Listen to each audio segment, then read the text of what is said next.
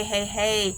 Happy Wednesday. I know I always say I'm going to be short, but I really am this time, I believe, because I'm kind of tired today. Still recuperating from a phenomenal weekend, phenomenal play, phenomenal conversations through the workshop as well that occurred after the play. So definitely, I'm just super grateful for the way that the play and the workshop went. Today, real briefly, I'm thinking about doing more discrimination awareness and incorporating that into the work that I'm doing. And here's the reason why, and this is something that's been on my mind, um, you know, lately, is the fact that, when I'm a Black woman, of course, right?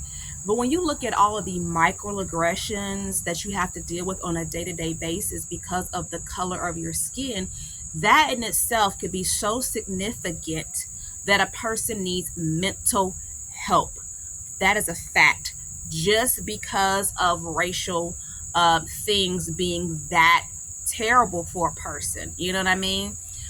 So for me, when I think about it, I think about being a Black woman and then one of Jehovah's Witnesses. And in so many times, I feel like when I look at these two things, right, being one of Jehovah's Witnesses has always been a worse aspect of life, or a worse, you know, um, identification, or, determining factor in certain things. When I look at different issues that I've had on the job, when I look at different issues I had growing up in school, you know what I mean? When I look at different issues that I've had just, in healthcare settings and things of that nature, definitely in mental health settings. I mean, I spoke to you about, the second family therapist we went to go see, right? Because we went to go see like two in a row, right? And they both told me, go to school and do it yourself. But the second one and I literally got into an argument in front of the kids about religion,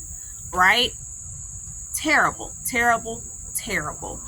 But also, I saw different therapists by myself for some time before quitting for a while because I couldn't find what I needed, and then trying family therapy again with my children because I'm like, we got to heal.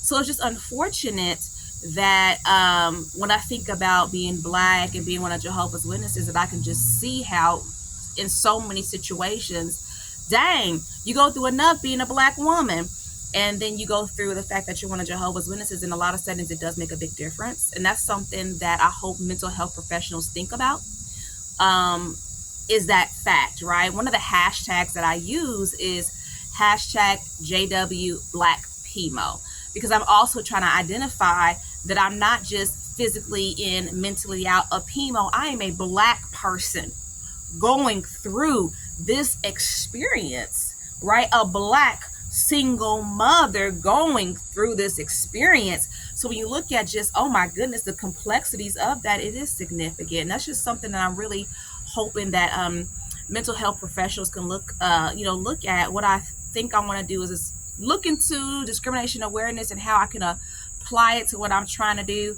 And I'm thinking about just coming out with some different workshops and things like that. So we'll see. I just need to do some studying and sit with it for a while. But long story short, that's my little thought process for today. I really did get this short and sweet today. Woo! I was brief. All right, if you didn't know, I'm Myra Cassidy, empowerment coach, religious trauma specialist, writer, actress. And what is this about? This is Sisters Living with Religious Trauma Syndrome. This is about me trying to raise awareness to a horrific situation, a horrific trauma to suffer from, and that is of religious trauma. And of course, I have religious trauma syndrome. I coach. I am not a therapist. This is not therapy whatsoever. I am a coach. I do offer one-on-one coaching services. So look for that information down below. Subscribe to my YouTube channel. Subscribe to my YouTube channel. Yes. And that would help me out very, very much. And of course, I do not represent the Worldwide Association of Jehovah's Witnesses. No, I do not. And even though, I do coach active, inactive, disfellowship, and XJWs, and those who are not even witnesses at all, I am a PIMO, physically in and mentally out. And what that looks like is I just have limited contact with the congregation and worship at home. That is what works best for me. That may not work for other people, right? This is a very, very individual experience, healing from religious trauma. Okay, I'm gonna close it out there. Thank you so much for watching. Have an awesome rest of your week.